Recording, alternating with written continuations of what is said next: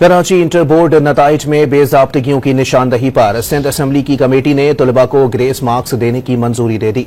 11वीं जमात के नताइज का तनासुब कम आने के मामले पर सिंध असेंबली की पार्लिमानी कमेटी का इजलास हुआ, जिसमें फैक्ट फाइंडिंग कमेटी की रिपोर्ट पेश कर दी गई।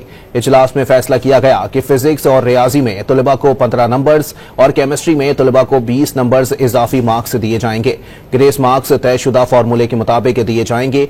कमेटी चेयरमैन और वजीर तालीम सिंध सरदार शाह ने कहा कि कराची के बोर्ड पिछले 8 बरस से नताइज के हवाले से बददियानती करते आ रहे हैं। इस सिलसिले को अब रोकना होगा। कराची इंटर बोर्ड नताइज में बेजाब्तगियों की निशानदही पर सिंध असेंबली की कमेटी ने तलबा को ग्रेस मार्क्स देने की मंजूरी दे दी।